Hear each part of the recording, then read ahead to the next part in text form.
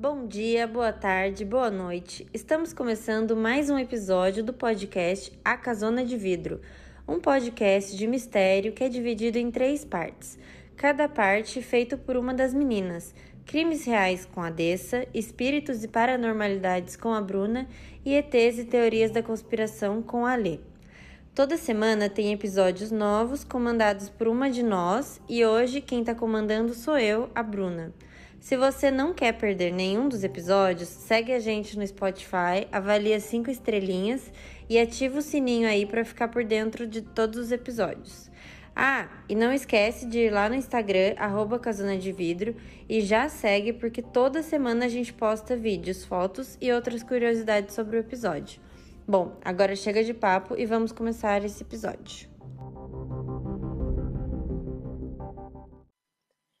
Bom dia, boa tarde, boa noite. Meu nome é Bruna e hoje eu estarei comandando o podcast A Casona de Vidro.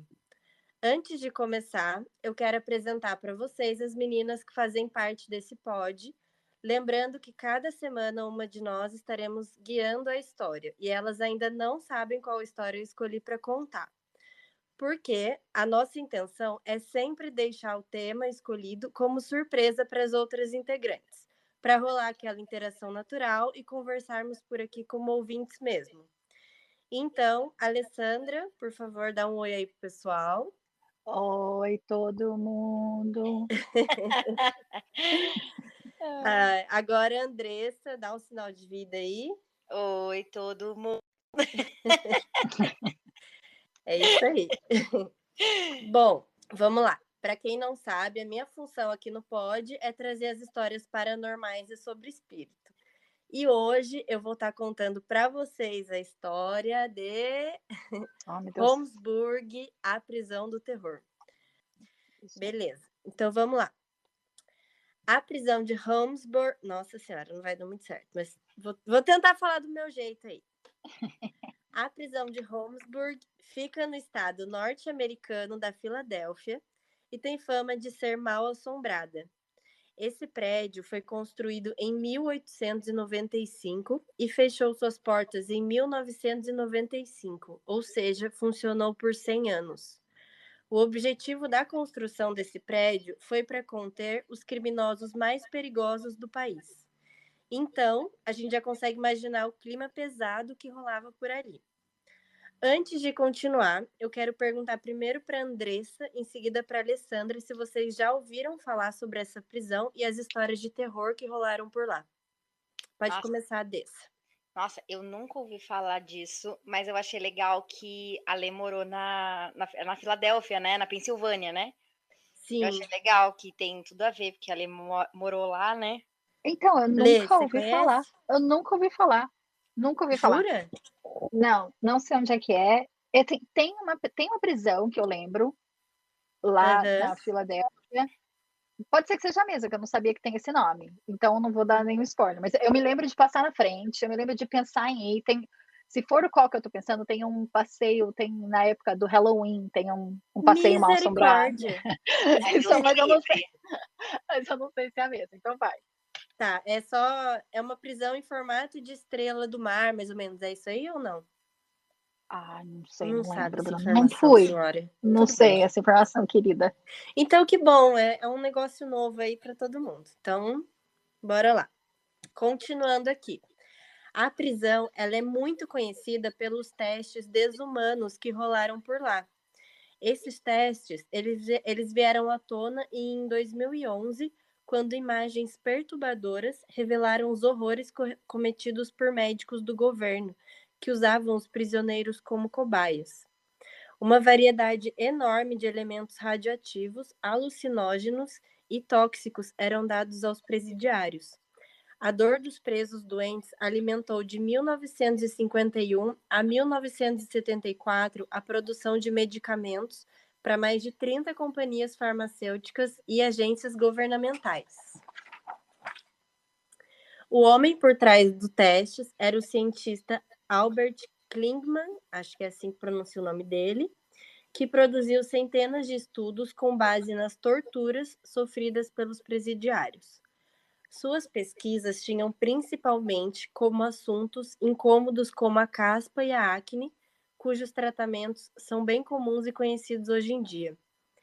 Teve uma vez, em um experimento, que um prisioneiro ele teve o pedaço das costas arrancada para que na ferida pudesse ser colocado substâncias químicas. E, obviamente, o resultado foi extremamente doloroso. Inclusive, há registros que o homem ele teria gritado, falando que as costas dele estavam em chamas. Ou seja, deve ter sido horrível. E o pior é que tudo isso que ele foi submetido, ele aceitou esse experimento em troca de cigarros. Além disso, tem relatórios no ano de 1970 que comprovam as sangrentas rebeliões que se tornavam verdadeiras guerras, matando mais presos do que realmente era contabilizado. A frequência delas acontecia exatamente pela falta de supervisão, geralmente também como forma de retaliação às sessões de espancamentos e à violência que os tornavam ainda mais incontrolados e revoltados. A população carcerária ela era composta por 85% de homens negros, e um dos métodos de tortura envolvia prender vários deles sob o sol, para que perdessem a cor do crime, né, entre aspas, que é uma expressão horrível, diga-se de passagem, mas apenas reproduzir as palavras deles, para vocês entenderem o absurdo de modo geral que rolava por ali. E a intenção de expor esses homens negros ao sol era para que eles tivessem a pele descolorada pela quentura. Além das práticas, existem registros dos estupros em massa e do desaparecimento de vários inspetores, diretores e outros chefes que comandavam Holmesburg, mortos em emboscadas arquitetadas pelos próprios presos. Alguns corpos desapareceram dentro da prisão e apenas algumas partes foram encontradas. Inclusive, essa prisão foi a única em que o diretor e o vice-diretor foram mortos no mesmo dia. A prisão de Holmesburg, hoje em dia, é conhecida pela energia maligna que muitos afirmam estar por lá. Até porque, depois de tantas mortes, violências e tudo de ruim que relataram ter acontecido por lá, com toda certeza, esse lugar tem uma energia muito pesada e diversas almas devem vagar por lá até hoje. Falando um pouco sobre o espiritismo, o corpo dos espíritos é composto de unidades estruturais que apresentam vibrações constantes. Sabemos pelos princípios da física que todo corpo em movimento, vibração no universo gasta energia. Logo, ele precisa repô-la, o que equivale a se alimentar. Eita, me enrolei. Falando em física, eu me enrolo mesmo. As leis da física não são leis humanas, mas leis divinas ou naturais, as quais estão sujeitos a todos os elementos do cosmos. Há, portanto, um desgaste energético natural do corpo espiritual pelas suas atividades, o que leva à necessidade de ser alimentado por fontes de energia. Dependendo do nível evolutivo do espírito e, consequentemente, a densidade, varia a qualidade do alimento ou a energia que o mesmo necessita para manter suas atividades. Basicamente, essa introduçãozinha aí que eu falei do espiritismo é só para dizer que a fonte, o modo deles se alimentarem mesmo é a energia. Antes de seguir, eu quero perguntar para a Andressa e depois para a Alessandra se vocês acreditam em espíritos. Obviamente, nós somos leigas no assunto, por isso quero saber a opinião de vocês mesmos. Vocês acham que eles ficam vagando por aí, no segundo plano? Enfim, quero saber a opinião de vocês. Pode começar, Dessa. Nossa, que pergunta difícil. Sabe aquela coisa tipo assim, eu não acredito, mas que existe, existe? Sim. Então, assim, acreditar, falar, não, eu super acredito em espírito, eu não acredito, mas eu morro de medo. Detesto ficar sozinha em casa, começo a escutar barulho pra tudo canto é lado. Nossa, eu morro de medo. Mesmo. Então, assim, eu sou dessas. Não acredito, mas que existe, existe. Que tem, tem. Entendi. Sou dessas também. Lê, e você? Minha mãe. Eu mudei bastante. Eu acredito agora. Assim, com certeza eu acredito. Porque o plano físico não explica muita coisa que a gente sabe que é verdade, entendeu? Então, tem que ter alguma coisa além do físico. E a hora que você abre a sua cabeça para alguma coisa além desse plano físico, se você abre a cabeça, a portinha um pouquinho para o plano espiritual, entra uma boiada, porque se você aceita isso, você aceita muita coisa, porque Sim. Qual é o limite? Né? Então eu fico pensando, quem sou eu para falar que existe, que não existe, eu não vi, não estava lá, não fui lá, não sei o que é. Enquanto você estava conversando, eu fui anotando algumas coisas aqui, e a Filadélfia é um lugar interessante. A Filadélfia é um lugar onde surgiu a penitenciária. A palavra penitenciária existe por causa da Filadélfia. A Não Filadélfia sabia. é uma Legal. a Filadélfia é uma cidade que está no estado da Pensilvânia. E a primeira penitenciária era no estado da Pensilvânia, por isso que chama penitenciária. Vem disso daí. Eu achei que, quando você começou a falar, eu achei que fosse uma outra prisão, que foi a primeira prisão dos Estados Unidos, que é no centro da cidade, que é essa que eu falei que tem esse tour fantasmagórico aí. Eu dei uma olhadinha rapidamente aqui, enquanto a gente estava conversando, para ver mais ou menos onde que é na cidade, porque eu nunca tinha ouvido falar disso, e é bem afastado. Essa prisão a cidade da Filadélfia é uma cidade grande, tá? Imagina, tipo assim, São Paulo, você tá ali entre você estar no coração de São Paulo e você ir para a parte exterior ali, né, para a parte mais periférica de São Paulo, às vezes você leva horas, e é a mesma coisa ali na Pensilvânia. Então, é bem longe o lugar onde é. Entendi. Eu pesquisei também, eu vi umas fotos aqui, Jesus é pai. Eu não entro naquilo, mas nem por decreto. Não, e até porque tem que ser afastado, né? Porque a intenção foi colocar os piores criminosos do país. Então, assim, não tem como colocar no meio da Filadélfia, né? Acho que não seria muito inteligente. Bom, se for pensar nisso, não tem por que eles terem colocado os piores prisioneiros do Brasil aqui em Taubaté, né? Mas então. Então. Aí é um assunto meio delicado. Não é fácil. Mas antigamente tinha muito essa coisa, né, de fazer experimento com gente, umas coisas antes, né, do advento da ética, né? A gente não pensava muito em ética. Antigamente, você pensava, a pessoa é um criminoso, ele não tem direito, ele não tem alma, eles pensavam isso. Eles não têm alma, ele não tem, então, né, longe de mim defender este animal, como é que é o nome dele? Albert Kleinman. Esse psicopata, né? Esse homem só pode ser psicopata. Exatamente, Albert Klingman. Ô, Bruna, e tem histórias assim, tipo, de terror que vem de lá? Tipo, as pessoas escutam coisa, vê coisa, como é que é? Vou chegar agora lá. Opa, então chega. Eu precisei introduzir para vocês entenderem ali o horror que rolava. Agora a gente vai no negócio ali, entendeu? Posso fazer só mais um parênteses? Pode. Acho interessante, né, essa coisa, sei lá, longe de mim, mas a gente pensar, tomar cuidado com a ciência, né? O que era aceito como ciência antigamente, o que é aceito como ciência hoje, a gente não sabe o que vai ser aceito como ciência daqui a 6 anos, né? Verdade. A 100 anos. Então, antigamente, fazer um experimento desse nível, para você aprender as coisas em troca de cigarro com prisioneira, não é fácil, não, eu né? acredito que isso vai acontecer também futuramente, as próximas gerações aí, talvez quando a gente não estiver mais aqui, as pessoas vão falar com a mesma revolta e o mesmo tom de absurdo o fato de fazerem experimentos em animais até hoje em dia, né? Então, sim, com certeza. A gente sabe que tem muita gente que usa o nome da ciência para fazer barbáries, isso aconteceu muito na época da Segunda Guerra também, né? Sim, muita coisa que existe hoje se aprendeu e, né, e foi desenvolvido nessas situações, mas a que custo, né? Não tem necessidade. Exatamente. E quando eu estava pesquisando, me veio até a frase na cabeça, né? Eles usavam os presos como ratos de laboratório. E provavelmente lá para frente, ratos de laboratório também, poxa, né? Já vai ser um negócio absurdo. Então assim, a gente nunca sabe exatamente. Foi um bom ponto de vista. Mas faz isso até hoje, né? Existe muito governo por aí, uns e outros, talvez todos, eu não sei, para mim todo mundo faz. Né, Olha, tem um esquema aí nos Estados Unidos que se voluntaria, não tem? Para tipo, passar uns cosméticos novos para testar.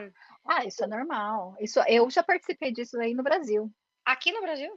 Ah, não, aqui eu sei que tem, tipo assim, eu vi que da vacina do Covid teve, né? Teve uma amiga minha aqui. Teve bastante gente que fez a vacina. Eu participei disso aí no Brasil.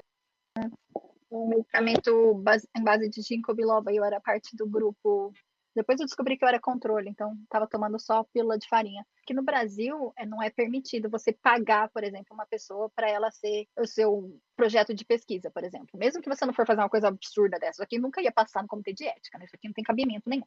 Mas se você vai fazer uma pesquisa qualquer e você quer pagar alguém, nos Estados Unidos você pode, no Brasil não. A pessoa tem que ser voluntária. Aqui eles dão gift card, sabe? Tipo esse cartãozinho do Amazon para você comprar o que você quiser. Eu já participei de umas pesquisas aqui pelo telefone e ganhei uns $10 no Amazon, coisa assim. Tipo, não é ruim, não. Ô, Bruno, então vamos lá. Me conta o que rola. Agora que a gente rola nessa vai parada pra aqui? parte do terror, né? Ai, que Deus, é quero eu dormir hoje. é a minha função aqui. Tô aqui fazendo minhas Ave Maria, vamos lá. Eu comecei a pesquisar e eu fiquei muito curiosa do porquê de falarem sobre essa prisão, e tinha muito assim, a prisão do terror, a prisão do horror. E primeiro eu achei que era mais por questão dos experimentos que faziam com os presos, até das histórias de morte, violência, estupro que rolava por ali. Mas aí, conforme fui fuçando, eu encontrei uma série que chama Portais do Além. Tem na Amazon Prime Video, mas eu preciso comprar porque ela faz parte ali da Fox, então tem que comprar um pacotinho a mais ali da Amazon. Esse episódio é o episódio 4 da primeira temporada e ele é totalmente destinado para essa prisão de Holmesburg. Nela, John e Chad, que são os investigadores de coisas paranormais, eles vão até a prisão para verificar essa energia paranormal opressiva dessa penitenciária. Lembrando que eles vão e ela já está fechada, já é desativada, né? E aí tudo que tem ali são essas histórias aí de coisas paranormais. Nessa série, além de mostrar dentro da prisão, que vale ressaltar que é um lugar horrível e macabro, eles entrevistam ex-guardas que relatam algumas histórias que eles já viveram enquanto trabalhavam lá. Marco Gianetta é um dos guardas que trabalhava nessa prisão.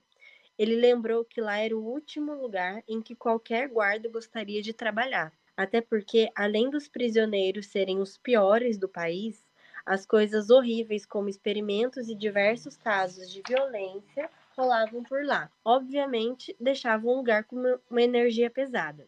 E o Marco, ele contou que toda vez que ele passava pelos escritórios do diretor e do vice-diretor que haviam sido assassinados lá, ele ficava arrepiado, porque aqueles homens perderam a vida ali. E além disso, ele falava que ele sempre foi uma pessoa relutante a acreditar sobre a existência de fantasma, espírito, essas coisas, mas ele começou a presenciar eventos sobrenaturais e ele passou a acreditar. Ele disse que nesses escritórios, por exemplo, do diretor e vice-diretor, ele ouvia ruídos das portas e as luzes acendiam sozinho. Pensa. E isso, lembrando que é na época que ela estava funcionando, né? Então, assim, Eu ia já perguntar devia isso. ser Isso aí é tenso. enquanto estava funcionando. Quando estava funcionando. Então, imagina, já devia ser tenso estar com os piores presos. Então, ainda tinham essas coisas de ruídos e luzes acendendo no escritório onde eles haviam sido mortos. Tem uma fala dele que me deixou arrepiada até, que foi: uma noite, visitei o lugar já vazio e ouvi um barulho. Era um grito, parecia que todos eles estavam arrastando uma cama pelo chão. Fui ver o pavilhão H, porque o barulho vinha dali, mas não havia ninguém. Havia uma sensação estranha, um calafrio na nuca. Outros dizem que lá se ouve passos. Essa foi a frase dele. O objetivo de Chad e John é descobrir se ali na prisão existe algum tipo de portal maligno. E se caso existir, eles queriam descobrir quem está usando e para onde está indo. Então, no episódio, tem uma coisa muito curiosa que dá para ver que as baterias das câmeras deles estavam sempre totalmente carregadas e elas se esgotam muito rápido. Então, eles sempre andavam com várias câmeras, tudo é filmado o tempo todo. Mas esse negócio da bateria acabar mais rápido, eles comentaram sobre o fato de existir a história de que os espíritos utilizam energia para se alimentar. Inclusive, foi por isso que eu fiz aquele adendo a respeito do consumo de energia se equivaler ao que eles se alimentam. Então, é muito curioso, assim, eles acabaram de entrar, eles estão ali filmando, gravando as coisas, aí tem uma câmera que ela estava fixa e do nada ele mostra a bateria, ela foi extremamente consumida, estava quase acabando, coisa de minutos lá dentro. Teve uma hora que o relógio ele marca 10h48 e um barulho super estranho assusta o Chad. E ele diz que sentiu alguém atrás dele. E, gente, ele leva um susto que eu juro, eu pulei junto. É muito, muito estranho, assim, é muito cabuloso, porque tá tudo escuro, aquela prisão abandonada, então, nossa, horrível. Ah, e tem uma história curiosa lá também, em que um guarda, ele conta na série que um dia ele estava trabalhando e de repente apareceu um preso que ele não sabe até hoje o nome. Ele chegou até esse guarda, chamou o guarda pelo nome, o que deixou esse guarda muito assustado, até porque ele não tinha contato com o local onde aquele preso ficava. Então ele não sabia como aquele homem sabia o nome dele. E em seguida, do nada, o preso caiu morto no chão.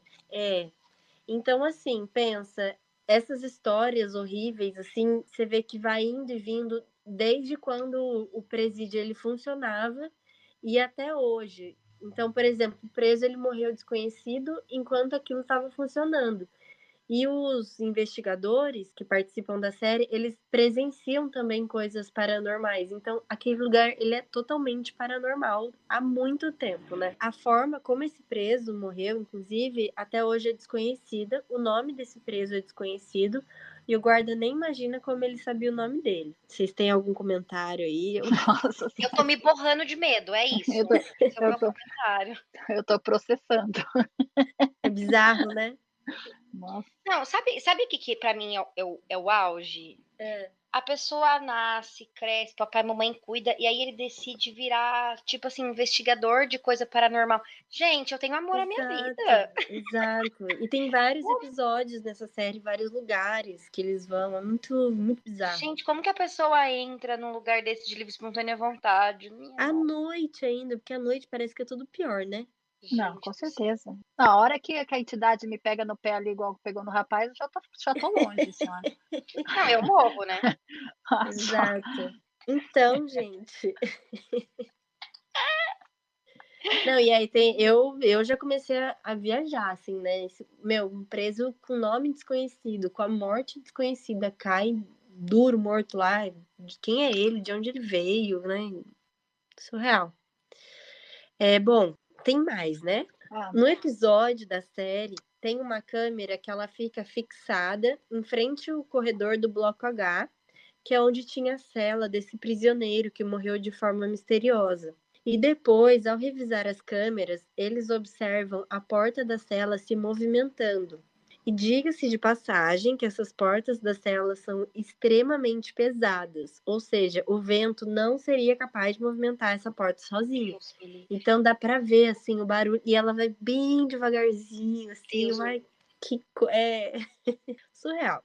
Esses investigadores, eles fizeram uma experiência lá e tentaram se comunicar com os espíritos malignos que possivelmente vagavam por ali. E tem algumas cenas que eles dizem sentir alguma coisa encostando neles. Inclusive um desses momentos em que ele sente alguém tocando nele, a câmera capta uma luz branca pequenininha passando por ele, o que possivelmente pode ser um espírito. É tipo, sabe essas imagens assim de quando passa uma estrela cadente, que obviamente eu nunca vi, mas já vi em filme, né? Esse negócio, passa uma coisa muito rápida. E é como se fosse isso, assim, um brilhinho passando. E eu achei essa cena muito curiosa, porque na minha cabeça, tudo que era luz clara era do bem, luz escura era do mal. Não sei porquê, mas sempre me disseram isso e eu acreditei. O que hoje em dia não faz mais sentido, porque a luz da cor ou o espírito não deve ser determinante para que ele seja do bem ou do mal. E sim, de fato, se eles são bons ou ruins, né? Inclusive, o que vocês acham sobre isso? Questão de levantar até que foi curiosidade minha mesmo, sobre essa luzinha branca que eles disseram ser um espírito. O que vocês acham sobre isso, assim? Eu vou primeiro. Com certeza, Barney, porque eu, né, já ando pesquisando, eu gosto desse tipo de coisa, ando pesquisando sobre esse tipo de coisas. Quando você tem uma massa energética X, qualquer massa energética que você tem, ela tem aquela tendência de se contrair numa bola. Então, uma bola, um círculo, uma circunferência, é o máximo que você consegue conter uma energia qualquer num único ponto. E depois aquilo pode expandir em qualquer situação. Então, essas coisas dessas bolas, essas culas, essas circunferências que aparecem em todo lugar. Eu já vi muita história. É sempre essa bolinha de energia, essa questão energética ali concentrada numa esfera. Então pode ser, né, a forma não materializada daquela, né, seja espírito, seja o que for que a gente está conversando, sei lá, né, é tanto nome, insira o seu nome aqui, sei lá o que era isso, mas seja o que for, parece ser aquela forma mais concentrada de energia ali numa bolinha. Então eu acredito super, duper. Eu já vou de um jeito mais leigo, né, porque eu nunca pesquisei, nunca me interessei, porque eu tenho medo. Sim. Mas eu acho que, assim, meu pensamento lógico, né? Vamos pensar pela lógica e pela ciência. Você tá num lugar totalmente escuro, não tem nenhuma origem para aquela luz. O que é aquilo? Se cientificamente você não consegue explicar, você tem que ir além, cara. Espírito, se é. Meu, alguma coisa fora deste plano, com certeza é, porque se não tem nenhuma explicação lógica e científica para ter aparecido uma luz do além, para mim fica, né, subentendido aí. Exato. Posso contar uma coisa que eu vi uma vez? Com certeza. Esse negócio da porta que você me falou, me lembrou aqui na Filadélfia mesmo, a mesma cidade, a cidade das portas. Eu tava na Filadélfia um dia, tava passeando, um amigo meu, e a gente tava passeando, tem uma rua que tem um monte dessas casas de objeto de decoração, que eles chamam de vintage, que é antiguidade, sabe? Uhum. E tem uma casa que é super famosa aqui na Filadélfia, que é de um casal velhinho, que eles vendem essas coisas há bilhões de anos. Eles têm até um esqueleto. Eu levei você lá dessa? Acho que não. E tá, também eu teria medo, eu teria lembrado. Tem até um esqueleto lá dentro. Ele falou, não, você precisa conhecer esse lugar. Eu falei, tá bom, eu sou medrosa, vamos que vamos. O lugar é uma casa, então você vai andando assim, tipo, eles abriram todas as paredes, mas você vai andando, tem os cômodos, você vai andando, tipo, é como se fosse um labirinto. E tô andando, tô explorando, tô vendo as coisas, de repente a gente chegou no último cômodo. E tinha uns posters de filme, então eu tava vendo os posters que eu gosto dessas coisas. E tinha uma porta que tava fechada, não tava encostada. Uhum. De repente eu ouvi uma batida. Tava eu e ele. A gente ouviu uma batida. A hora que eu virei pra porta, eu juro por Deus, a porta começou. Deus me livre. Nossa, eu corria, mas sem olhar pra trás. É a hora que o filho chora e a mãe não vê. Eu voltava pro Brasil na hora. Gelou até o último ponto da minha espinha. Aí a porta parou. Daí eu falei, não, tudo bem. Foi só, sei lá, uma corrente de vento. Estranho ter uma corrente de vento no último cômodo de uma casa que não tem uma janela aberta. Mas, tá bom. Né? Vai que, sei lá, ar-condicionado, a gente, né, começa a viajar. De repente, parou num ponto. Ficou um tempo parado. Eu olhei pra ele, ele olhou pra mim, a gente começou a rir, tipo, os dois, como a gente é tonto. De repente, você tá louco. E abriu até o final a porta. A hora que eu olhei lá dentro, era um quartinho breu. Não tinha um ponto de luz, uma janela, uma fresta. Eu falei, não. Gente não. do céu. Aí ele falou assim, não, eu vou entrar. Eu falei, tá bom, entra, eu vou embora. Fica à vontade. Gente, mas essa pessoa claramente seria o primeiro a morrer num filme de terror. Exatamente. Eu virei as costas e fui embora.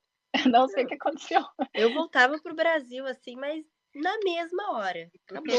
Tchau. Não me quer aqui? Também não quero mais. Tchau. A pessoa que vai até o lugar onde tá tendo um barulho, uma coisa estranha pra checar, desculpa, mas essa seria a primeira a morrer no filme de terror. Eu vou pro outro lado, bem longe. Ai, gente, eu sou aquela que ia tropeçar e cair e ali já ia rodar mesmo. A Bruna é a primeira vítima do filme de terror, porque ela é a primeira que cai. E já ia perder um dente junto, e já ia com Deus já. Basicamente isso. A Bruna fica apática. Eu fico sem... Eu grito mesmo. E quero chorar. Eu fujo. E a Alessandra corre. A Alessandra, ela ia ser aqui a contar a história. Porque exatamente. Eu acho que ela ia, alguém tem que sobreviver. Eu só quero chorar nessas horas. Ai, gente, é horrível isso, né? Meu Deus. Nossa, Bruna, que história macabra, que negócio pesado. Não, e tem mais, assim, nessa série, tem uma hora em que um deles, gente, eles são assim, eles ficam o tempo todo chamando os espíritos, pedindo para que eles se comuniquem, perguntando se existe algum portal, onde é esse portal maligno. E aí tem uma hora que um deles, ele fala que ele, sabe quando a gente se arrepia? Só que ele se arrepia e ele fala que ele sente como se alguém estivesse puxando os pelos do braço dele. Gente, o negócio, o espírito já tocou ele ali, já falou, migão, sai daqui. Só que eles continuam, sabe? Fica tentando ali, né? Fazer o contato, descobrir onde é o portal. Gente, pra quê? Mas tudo bem. E aí tem essa dele sentir o pelo do braço dele sendo puxado. E depois de um tempo, ele começa a ter um ataque cardíaco. Para mim, parecia um ataque de pânico, mas ele começou a falar que era um ataque cardíaco mesmo. Ele sentou, porque eles, pleníssimos, né? Dá para ver que tem medo, mas assim, é um medo de um jeito diferente. E aí ele sentou, ele começou a pedir ajuda, e aí o Chad, que estava lá fora, entrou correndo, e para tirar ele lá de dentro, ele fica deitado, e aí até a conclusão do episódio é que eles não conseguem essa comunicação que normalmente eles conseguem na série, alguma comunicação, alguma coisa. Nessa, eles não conseguem. Parecia que o tempo todo aqueles espíritos que estavam por ali estavam tentando tirar eles dali, falar, meu, sai daqui, entendeu? E aparentemente o que mais deve ter é espírito ali, né? Porque o tanto de morte que rolou por ali é muito bizarro, é muito macabro e é muito curioso, porque o tempo todo eles estão ali, as coisas acontecendo e eles tentando se comunicar e descobrir esse tal portal. Nossa. Então é surreal.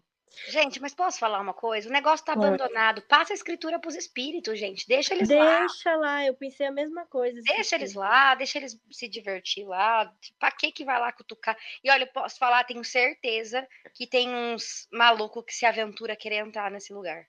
Com certeza. Ixi, fato.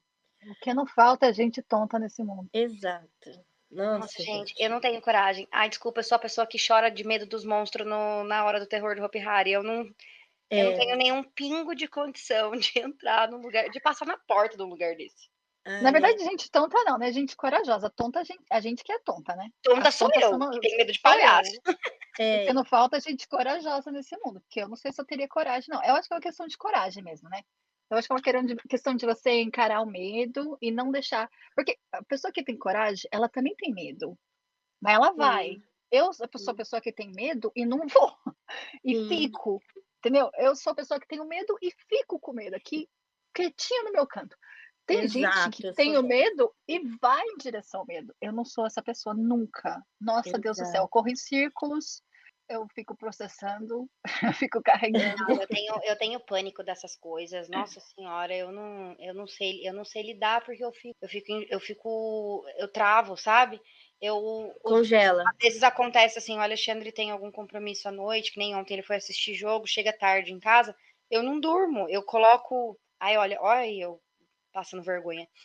Eu coloco o meu celular passando A Origem dos Guardiões, aquele desenho. Eu sei as falas em inglês de cor do filme inteiro. E durmo com o negócio, com o barulho ali, porque senão eu não consigo dormir. Só que quando eu tenho uma filha, né, de 2 anos, quando eu tô com ela aqui em casa, eu não posso, porque eu preciso escutar ela. Aí eu escuto tudo, eu escuto até o que não existe. Passo, Detalhe, eu moro em prédio, óbvio que vai ter barulho de passo. Se a pessoa estiver andando no apartamento de cima, tem barulho de passo, mas eu encasqueto, tem espírito. Ou seja, quem te protege é a Sara. Se ela tiver medo de fantasma, eu vou falar pra ela, olha, filha, você me desculpa, mas mamãe não vai ajudar. Mamãe não tem como ajudar você nesse problema.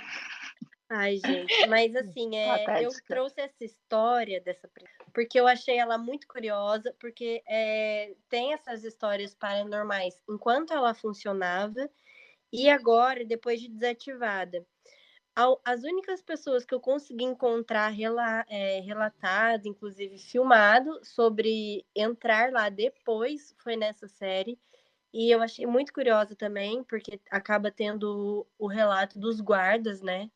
E um deles, inclusive, ele falou que ele foi muito relutante para voltar lá, para poder mostrar para eles os lugares, né, onde eram as salas, porque assim, eles viveram horrores lá.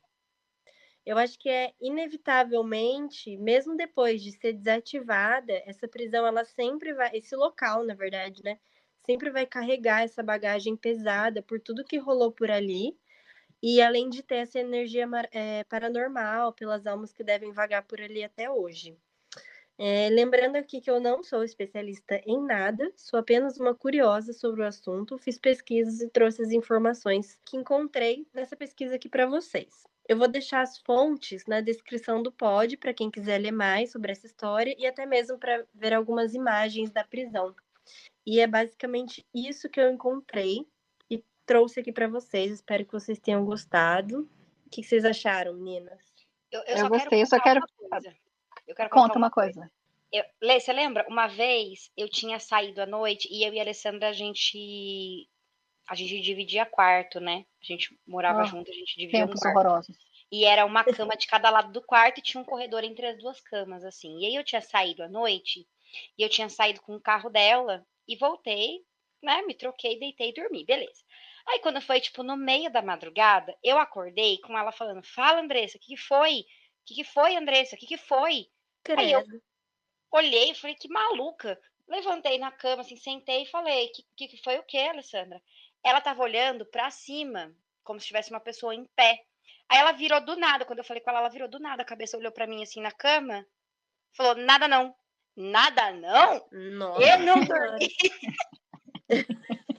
Mas nem um segundo, a noite inteira. Então deixa a Alessandra na Filadélfia, que é o lugar dela mesmo. Não, aí no Ela dia tá seguinte eu falei, vai, me conta agora, porque eu não preguei o olho a noite inteira. Ela, não, eu acordei e vi uma pessoa de pé do lado da cama. Eu encasquetei que você tinha saído com o meu carro e tinha acontecido alguma coisa e você tava com medo de me contar, porque você ficou parado olhando pra minha cara em silêncio. Nossa, ela pensou tudo. Porque eu já bati o carro dela algumas vezes, né? Entendi. Tem motivos. Eu era adolescente, calma. Esses tempos sombrios passaram. Aí ela achou que fosse eu. E aí ela ficou falando comigo, só que eu respondi da minha cama, não era eu. Entendi. Deus me livre. Gente, esse dia eu nunca tive tanto medo na minha vida. Que horror. Eu ia ter também. Acontece de vez em quando, gente. De vez em quando acontece. E aí, Lê, o que você ia... Eu ia contar só uma curiosidade que eu acabei de ver aqui sobre esse senhor, esse psicopata. Sim. Ele desenvolveu a tretinoína. Todo mundo hoje que usa retinol, ácido retinóico, adapaleno, todo mundo é por causa dessa história. Não, tem várias coisas, né, que surgiram dali. Mas a tretinoína é muito usado. É o retinol, porque a tretinoína é o ácido retinóico. Sim. É o adapaleno, é o que a gente usa para acne. É mole e foi lá, nessa história horrível. Não, se você for ver, tem várias medicações, várias coisas da época da Segunda Guerra Mundial também que foram descobertas nos campos de concentração. Sim. Por isso que eu falo, tem muita gente que justifica, fala assim, não, tudo bem, foi horrível, mas pelo menos teve uma coisa boa. Não, gente, pelo amor de Deus. Não, quem passou por isso, imagina. Lembrando que a gente não está defendendo os presos, jamais. Mas não estou defendendo, eu estou defendendo ética. É só o que eu estou defendendo no momento. Vamos fazer qualquer coisa que a gente vai fazer, vamos fazer de uma maneira ética, correta, justa, sem prejudicar ninguém. É só isso que eu defendo. E, gente, não essa defendo prisão ninguém. foi fechada em 1995. Gente, foi ontem. A Andressa já tinha 95? Sim. O quê? Eu tinha 2 anos. Tinha, eu também.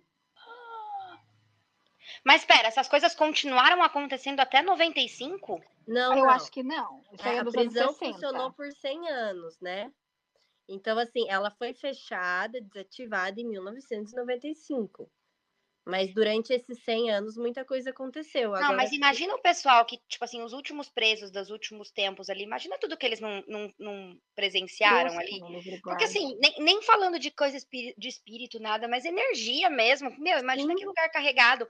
Eu lembro quando eu fui visitar o memorial. Eu já fui, acho que 2 ou 3 vezes, no memorial do 11 de setembro, lá em Nova York, cara, é um lugar aberto, lindo, super bonito e tal. Só que é uma energia tão pesada, tão carregada. Imagina um lugar desse. Sim. Tem, inclusive, eu esqueci de adicionar aqui, tem um relato de um guarda que ele fala que uma noite ele estava lá, não sei se é plantão que fala também de guarda, né, que eles passam a noite, e aí ele estava lá dentro e ele começou a ouvir barulhos e aquela energia pesada, e porta mexendo, e luz acendendo. Ele simplesmente foi pro lado de fora, assim, do pátio, porque ele não aguentou ficar lá dentro. Tava uma coisa tão pesada, e ele ficou do lado de fora até o amanhecer. É complicado. E é assim que a gente deixa um clima leve, agradável, maravilhoso para essa semana. Se você exato. começou o seu dia hoje com isso, parabéns. Vai ficar pesado no resto do dia. Depois toma um banho de sal grosso, né? Um banho de sálvia, né? Uma reza, uma Maria, qualquer coisa que você se agarre na sua religião e vai e toca a semana maravilhosa. E a coisa é se a gente acha que tá ruim pra gente, né? Então, imagina pra quem tava Podia preso pior. lá. Ai, que horror. Deus que me livre. Nossa. Complicado. Mas é isso, espero que vocês tenham gostado. Adorei. Lembrando que o episódio da semana que vem é meu. A temática das coisas que eu vou fazer, né, dos meus episódios serão de true crime. True crime com uma pontinha de mistério, né?